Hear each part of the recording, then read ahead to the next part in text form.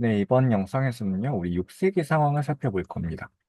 6세기는요, 고구려의 힘이 약해지면서 신라와 백제가 고구려를 공격했고, 최종적으로는 신라가 한강유역 전체를 차지하는 과정을 살펴보도록 하겠습니다.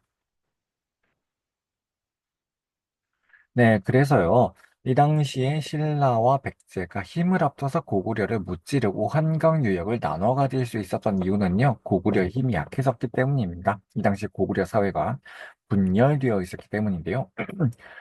일본서기의 기록에 따르면 이 당시 고구려는요, 두 파벌로 나뉘어져 있었습니다. 그리고 이 두 파벌끼리 내전을 벌이고 있는 상황이었는데요. 그래서 고구려의 수상이었던 대대로 자리를 누가 차지할 거냐, 그리고 누가 차기 왕이 될 거냐를 둘러싸고 두 외척 가문이 다투고 있는 상황이에요. 이렇게 귀족들이 내전을 벌이고 있는데, 그리고 그 과정에서 2,000명의 사람이 죽었는데, 이것을 왕권이 제어하지 못하고, 누가 이기나 가만히 지켜보고 있는 상황. 왕권이 굉장히 약해진 것을 잘 보여주고 있는 거죠. 왕권이 약해진 만큼 고구려는요, 힘이 약해졌을 겁니다. 이 고구려가 약해진 틈을 타고 백제와 신라가 다시 한번 나라의 힘을 키워보려고 눈을 여겨보고 있습니다. 그 주인공은요, 바로 무령왕이라고 하는 왕입니다. 당시 백제의 수도는 웅진성이었습니다. 웅진이요. 원래 백제의 첫 수도는 한성이었습니다. 한강 유역에 있는 위례성이라는 곳이었는데요. 고구려 장수왕이 계로왕을 죽이고 수도 한성을 함락시키게 되죠. 수도를 빼앗긴 백제는 남쪽으로 도망쳐 내려와서 웅진이라는 지역에 새로운 수도를 정하고 고구려를 막아내고자 했습니다. 그러다 보니까 고구려를 막아내지 못한 백제 왕실에 대한 귀족들의 신뢰가 무너졌을 겁니다. 귀족들은요, 이제 왕권을 넘보면서 자기들끼리 권력 다툼을 벌였고요. 이 과정에서 동진, 일본을 연결하는 백제 국제해상교역도 약화되어 갔습니다. 그래서 이런 상황에서 무령왕은요, 다시 한번 백제를 일으켜 세워보고자 노력을 했는데요. 그 방법은 지방에서 지금 미쳐 날뛰고 있는 귀족 세력들을 제어하는 것이었어요. 지방에 있는 귀족들을 제어하기 위해서 22곳의 중요한 지방 거점을 설정해서 이곳에 왕족을 파견합니다. 이것을 22담로라고 합니다. 그래서 22담로를 설치해서 지방을 통제하려고 했었던 왕이 바로 무령왕이고요. 고구려의 힘이 약해졌으니까 이제 이 틈을 타고 고구려를 공격해서 일부 영토를 회복합니다. 이 과정에서 뭐 수리시설도 정비해서 농업 생산력도 다시 한번 정비하고요. 뿐만이 아니라 이 당시는요, 중국의 남조에 있는 한족 왕조가 바뀌었어요. 중국의 한족 왕조는요, 처음에 동진이라고 하는 나라가 있어서 근초고 왕과 교류를 했다가 이후에 송, 제, 양, 진이라는 순서로 바뀌게 되는데 그 중에서 양나라와 수교를 했습니다. 양나라와 외교 관계를 맺고 이 양나라로부터 많은 선진 문물을 받아들이게 되는데요. 이 당시에 양나라한테서 받아들인 선진 문물 가운데 최신 무덤 양식이 있었습니다. 그 무덤 양식의 이름은 벽돌 무덤입니다. 백제는 처음에 고구려처럼 돌무지 무덤을 쌓다가 이후에 굴식 돌방 무덤이라고 하는 양식을 받아들이게 됩니다. 이 무렵에 동시에 양나라로부터 벽돌 무덤이라고 하는 양식도 받아들이게 됩니다. 무덤의 방을 만드는데 굴식 돌방 무덤처럼 돌로 만드는 것이 아니라 벽돌을 쌓아서 왕의 관, 그리고 왕비의 관이 놓일 방을 만드는 겁니다. 그래서 이러한 벽돌 무덤 양식을 수용했다는 것은요, 이 당시 백제가 다시 한번 국제화를 위해서 노력했다라는 것을 잘 보여주고 있고요. 무령 왕은 자신의 무덤을 그래서 벽돌 무덤으로 만듭니다. 이 무덤 양식이 보편화된 것 같지는 않아요. 대체로 이 웅진 시기의 무덤 몇 기에서만 이 벽돌 무덤 양식이 확인이 되는데 그 가운데 삼국시대 모든 왕들의 무덤 가운데 유일하게 주인을 알 수 있는 무덤이 바로 무령왕릉입니다. 그래서 무령왕릉의 가운데 그림에서도 볼 수 있다시피 왼쪽이 왕의 관이고요. 오른쪽이 왕비의 관입니다. 그래서 왕과 왕비의 무덤인 걸 알 수 있는 묘지석도 발견이 되었고요. 가장 오른쪽에 있는 사진이 바로 무령왕릉 내부 전경의 모습입니다. 벽이 벽돌로 차곡차곡 쌓여져 있죠. 이 당시 양나라로부터 받아들인 무덤 양식입니다. 네, 그래서요, 오른쪽에, 학습지 오른쪽에 있는 사료는요, 바로 무령왕 때 22 담로를 설치하고 있는 모습이고요. 사료 위에 있는 그림은요, 이 사료의 출전인 양직공도라고 하는 이 그림에 그려져 있는 왼쪽부터 고구려, 아니, 고구려가 아니고요. 신라, 고구려, 백제의 사신의 모습입니다. 네, 그다음에요. 이 무령왕에 이어서 즉위한 왕이 바로 성왕입니다. 성스러울 성자를 쓴다는 점에서 불교와도 밀접한 관련이 있는 왕인데요. 이 성왕은요, 다시 한번 백제를 무령왕에 이어서 일으켜 세워보고자 수도를 더 넓은 곳으로 옮기기로 했습니다. 나라의 힘을 더욱더 뻗쳐 나가려면 더 넓은 곳으로 수도를 옮겨야 돼요. 그래서 백제가 충분히 강해졌다는 것을 온 사방에 과시를 해야 됩니다. 웅진이라고 하는 백제의 두 번째 수도는요, 고구려의 공격을 막아내기 위해서 산이 좀 많은 그 금강 중상류 지역에 있는 지역이었어요. 그런데 방어에 유리하다는 뜻은 그만큼 수도가 좁다는 뜻이기도 합니다. 따라서 성왕은요, 수도를 더 넓은 지금의 부여 지역에 해당하는 사비로 옮기게 되고요. 이와 함께 백제의 나라 이름을 바꿉니다. 백제는요, 부여 고구려의 유이민이 세운 나라였어요. 그죠? 그래서 부여 사람들이 고구려를 건너왔고, 고구려 사람들이 다시 백제를 세운 거잖아요. 그래서, 이 고구려와 비슷한 무덤 양식도 나타난다라는 말씀을 드렸습니다. 그것이 돌무지 무덤이었는데요.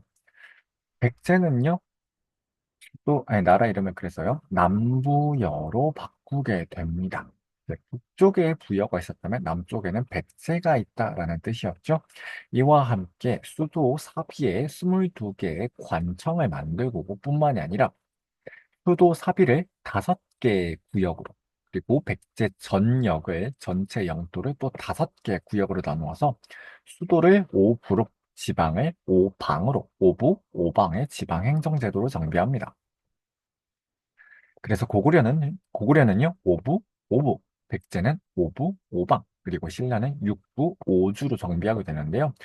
이 지방 통치 조직의 정비는요, 다음 영상에서 좀 더 자세하게 살펴보도록 하겠습니다. 성황이 이렇게 나라의 내부 상황을 좀 더 정비해 나가는 가운데 바깥으로는요 여전히 양나라와도 잘 지냅니다. 뿐만이 아니라 성왕의 성자는 성스러운 성자여서 불교에서 강조하는 성왕, 불교를 진흥시킨 전륜 성왕이라고 하는 이 개념이 있는데, 이 전륜 성왕에서 나온 말이거든요. 그만큼 불교를 굉장히 진흥시킨 왕이다라는 의미도 됩니다. 그래서 백제 안에 불교를 충분히 진행시키고 바다 건너 일본에도 불교를 전해주게 됩니다. 자, 이제 마지막으로요. 성왕에게는 한 가지 꿈이 있었습니다. 그 꿈은요, 수도를 다시 한번 한성 지역으로, 한강 유역으로 옮기기 위한 그런 준비를 하게 되는데요. 그러자면 한강 유역을 다시 회복해야 됩니다. 이 당시에 백제는 여전히 나제 동맹을 맺고 있었기 때문에 신라 진흥왕과 함께 연합해서 한강 유역을 공격합니다. 고구려가 귀족들의 내부 분열로 힘이 약해진 틈을 타고 여기를 이제 때리게 되는 거죠. 그래서요, 백제는 한강 하류, 신라는 한강 상류를 차지하기로 신라 진흥왕과 약속을 했고요. 그래서 한강 유역을 각각 하류와 상류 나누어서 차지하는 데 성공하게 됩니다. 그러나 신라 진흥왕이 성왕과의 나지 동맹을 깨고 성왕을 배신하게 되는데요. 이 과정에서 관산성 전투가 일어나게 되었고 성왕이 죽임을 당하고 백제가 패배하면서 끝내 한강 유역 전체를 신라에게 빼앗기는 과정을 겪게 됩니다. 자, 이렇게 백제의 꿈은 좌절되었지만 6세기는요, 신라의 시대였어요. 신라 왕들이 신라의 중앙 집권화를 더욱더 진전시키면서 신라가 삼국 간 경쟁의 주도권을 갖게 되는데 지대한 역할을 수행했습니다. 그 첫 번째 왕은요, 바로 지증왕이라는 왕입니다. 지증왕은요, 순장을 금지하고 우경을 장려하는 것으로서 자신의 치세를 시작합니다. 순장이라고 하는 것은요, 계세사상의 영향이라고 했습니다. 고대인들은요, 죽고 난 뒤에도 내가 살던 세상에 계속 반복된다라고 생각했어요. 그런 영향 속에서 껴묻거리, 순장, 그리고 고분벽화, 이런 것들이 나타난다라고 말씀을 드렸는데요. 그중에 순장은요, 이 당시 신라는요, 왕이 죽으면 남자 5명, 여자 5명을 왕과 함께 생매장시켰어요. 왕을 모시던 사람들을 함께 무덤 속으로 데려간다는 점에서 현세에서 누리던 왕으로서의 권력을 죽은 뒤에도 누리겠다라는 이런 계세사상의 영향이 돋보이게 되는 거죠. 하지만 순장을 시킨다라고 하는 것은 엄연히 존재하고 있는 살아있는 노동력을 없앤다는 뜻도 돼요. 따라서 순장이라고 하는 것은 노동력을 낭비시키는 일이기도 했습니다. 따라서 고대 사회가 점점 더 진전이 되고 생명을 좀 더 중시하게 되고 노동력이 그만큼 중요하다라는 걸 사람들이 점점 인식하게 된 이후부터는 순장을 금지하게 되는 일이 발생하게 돼요. 사람을 이제 더 이상 묻지 않으니까 사람 대신에 흙으로 인형을 만들어서 이제 묻기도 했고요. 이런 변화들이 나타나게 됩니다. 자, 어쨌든 순장을 금지했다라고 하는 것은 노동력을 중시했다는 뜻이고 노동력을 중시한 만큼 인간의 노동력을 보조하기 위한 그 보조 노동력을 또 활용하게 되죠. 바로 농사를 지을 때 소의 노동력을 이용했던 겁니다. 자, 소를 이용해서 농사를 짓는 것, 우리가 이것을 우경이라고 부르게 되는데요. 이 우경을 장려함으로써 밭을 조금 더 깊이 갈 수 있게 되었고, 그만큼 농업 생산성이 높아지게 되었습니다. 자, 이렇게 인구가 늘어나게 되겠죠. 농업 생산성이 늘어났다는 것은 그만큼 인구가 늘어난다는 뜻이니까요. 인구가 늘어난다는 것은 전쟁터에서 나라를 위해 싸울 젊은이들의 수가 많아지게 된다는 뜻이기도 합니다. 그만큼 전쟁의 규모가 점점 커지게 되겠고, 신라의 정복 전쟁의 규모는 점점 더 커지니까 신라의 영토가 더욱더 넓어질 겁니다. 이렇게 신라의 영토가 넓어지는 가운데 나라 이름을 새롭게 바꾸게 돼요. 기존의 나라 이름은 사로국 또는 서라벌이었습니다. 그러나 이제 새로운 의미를 붙입니다. 덕업 왕의 덕치가 날이 갈수록 새로워지고 그 힘이 망라사방 사방으로 뻗어나간다.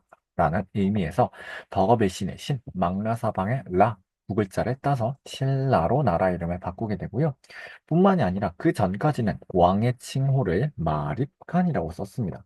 이제 더 이상 마립간이란 칭호를 쓰지 않고 중국식 왕호인 왕이라고 하는 칭호를 쓰게 됩니다.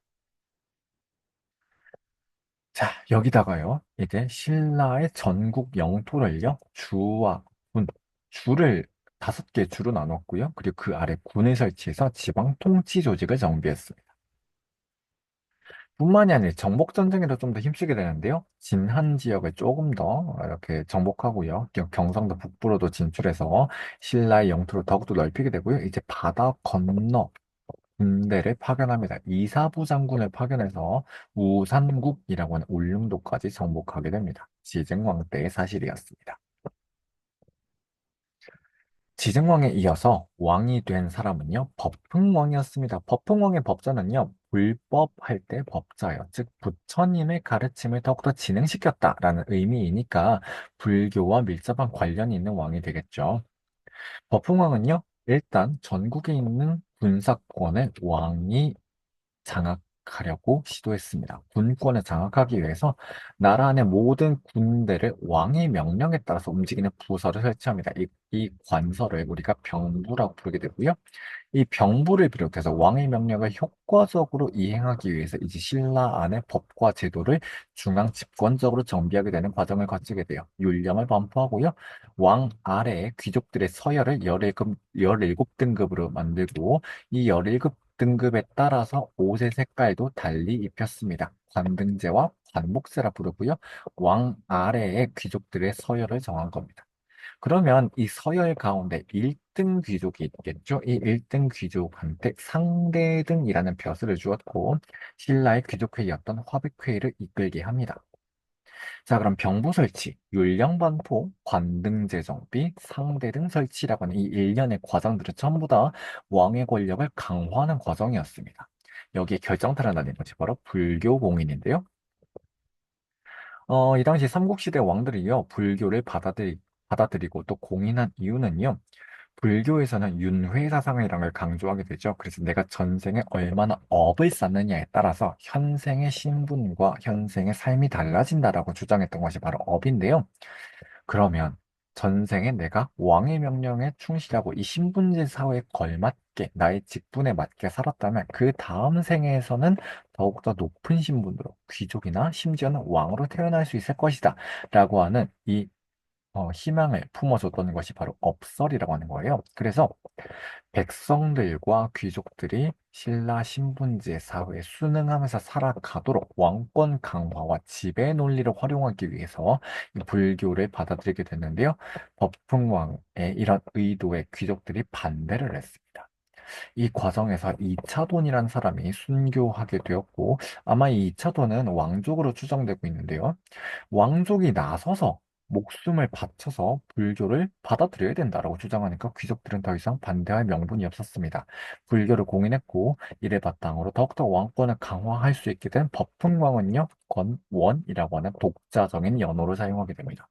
건원 자체가 연호를 썼다라는 뜻이에요. 그래서 신라 최초의 연호인 건원이 법흥왕 때 사용되게 되었고요. 심지어는 금관가야까지 정복해서 가야 지역으로 이제 영토를 팽창하게 됩니다. 흥왕 때 사실이었습니다. 네, 그래서요, 법흥왕은요, 이렇게 율령 반포하고 공복 만들어서 왕 아래 서열을 정하고 상대 등도 설치해서 화백회의를 이끌도록 하고 건원이라고 하는 독자적인 연호도 정했다라는 모습들을 우리가 확인해 보고 있습니다. 그러면요, 오늘의 주인공 6세기 신라의 한강유역 차지를 주도했었던 왕, 진흥왕 살펴보겠습니다. 진흥왕은요, 화랑도를 먼저 공인합니다. 화랑도는 원래 신라의 전통적인 청소년 조직이었어요. 그런데 이 청소년 조직들을 이제 국가 단체로서, 국가 조직으로서 이제 공인하게 되면서 신라가 이제 전쟁의 규모가 점점 커지게 되는데 전쟁터에서 자신의 목숨을 바치 나라에 충성을 할 젊은이들을 뽑았다는 것이죠. 이것이 바로 화랑도라고 하는 거고요. 지금 신라가 점점 더 잘 나가고 있습니다. 그러면 이 왕실의 계보를 정리함으로써 신라가 이렇게 강해지게 된 이유를 잘 정리해 줘야 돼요. 삼국시대는요, 나라가 굉장히 잘 나갈 때, 그리고 또 잘 나가려고 할 때 역사책을 편찬하는 특징이 있습니다. 그래서 백제는요, 근초고왕 때, 그리고 신라는요, 진흥왕 때 역사책을 편찬하게 되는데요. 진흥왕 때 이제 편찬했던 역사책을요, 바로 국사라고 부릅니다. 국사. 독자적인 연도도 써요. 그리고 예국이라고 부르고요. 원래 왕궁을 지으려고 했다가 그 왕궁 자리에 절을 짓게 됩니다. 황룡사라고 부릅니다. 황룡사. 근데 우리 진흥왕은요, 영토를 넓게 만든 왕으로 조금 더 주목해 볼 필요가 있어요. 진흥왕의 진출 루트는 세 가지입니다. 첫 번째, 한강 유역. 두 번째, 함흥평야 지역. 세 번째, 경상남도 가야 지역. 이렇게 진출하게 된 세 가지 루트가 있는데요. 가장 먼저 한강 유역은요, 백제 성왕과 연합해서 원래 신라는 한강 상류, 백제는 한강 하류 지역을 차지하기로 했습니다. 그런데 고구려를 공동 공격해서 한강 상류와 하류를 나눠 갖는 데는 성공했는데요. 신라 진흥왕이 성왕을 배신을 때리고 한강 하류 지역까지 모조리 차지하게 됩니다. 진흥왕이 성왕을 배신했던 거죠.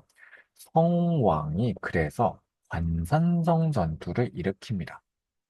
사비에서 출발해서 관산성까지 진군했는데요.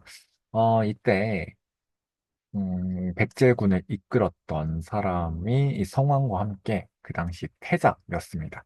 근데 태자가 이제 귀족들은 전쟁을 반대를 했어요. 우리 아직 그 정도 아니다. 반대를 했는데 이 당시 백제 태자가요.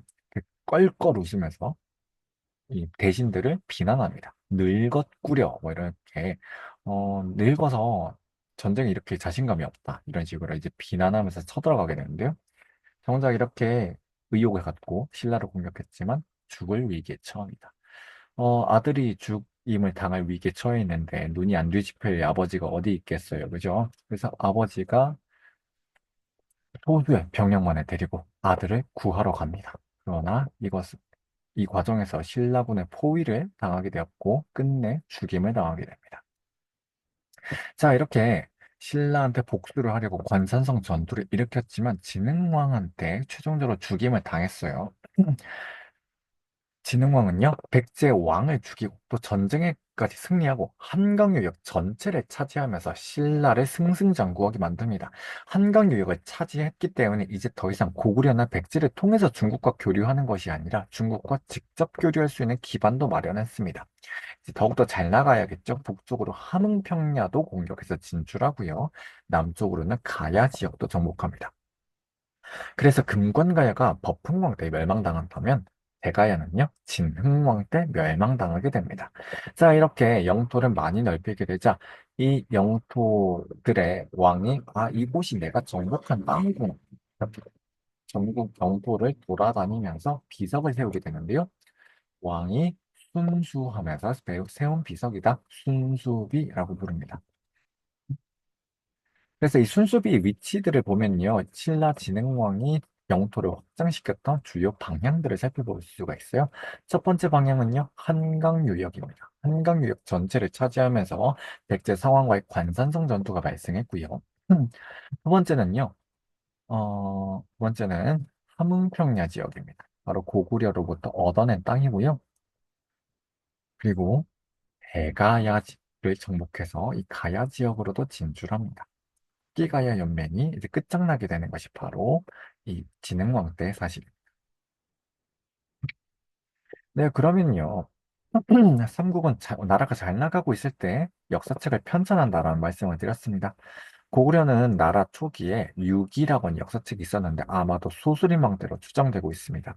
육이란 역사책이 100권이 있었다가 100권 너무 많잖아요. 요약 노트를 만듭니다. 영량왕 때 당시 수나라와 전쟁을 하고 있었어요. 그래서 수나라와 전쟁을 하는데 나라의 힘을 모으기 위해서 역사책을 다시 한번 정리합니다. 그것이 유기 100권을 20분의 1로 요약한 신집이라고 하는 책이고요. 5권이 있습니다. 백제는 근조고왕대 편찬됐다라고 이제 기록에 나와 있고요. 이에 대해서는 학설이 조금 나뉘고 있어요. 어떤 사람들은 이 책의 이름이 서기이다라고 주장하는 학자들이 있는 반면에 아니다, 이것은 역사책을 썼다는 뜻이 아니라 이때부터 문자로 기록도 하고 문자로 공문서도 만들고 이렇게 문서 행정을 시작했다라는 뜻이다라고 되어 있는데 선생님 생각했을 때는 후자의 학설이 조금 더 맞는 것 같아요. 그래서 근조공 때 서기를 편찬했다라고 우리 본 수업 시간에 얘기하진 않았고요. 근조공 때 아마 역사책이 편찬된 것 같다라고 말씀을 드렸습니다. 세 번째, 신라는요, 진흥왕 때 우리 방금 봤었죠? 국사학원이 역사책을 편찬했습니다. 네, 그러면요, 이제 마지막으로 가야가 삼국 간의 경쟁, 특히 신라가 도약하는 과정에서 어떻게 역사 속으로 사라졌느냐? 가야는요, 고구려 백제 신라가 연맹모국 단계에서 중앙집권 국가로 넘어갈 때 중앙집권 체제를 확립하지 않고 연맹왕국 단계로 남았어요. 그래서 고구려에도 왕 한 명, 백제에도 왕 한 명, 신라에도 왕이 한 명 있을 때 가야에는요, 육가야가 있었기 때문에 삼국 유사에 따르면 육가야가 있었기 때문에 왕이 6명이었습니다. 왕이 6명이 있으니까 나라의 힘이 모아지지 못했겠죠. 각 소국들이 독자적인 권력을 갖고 있었습니다.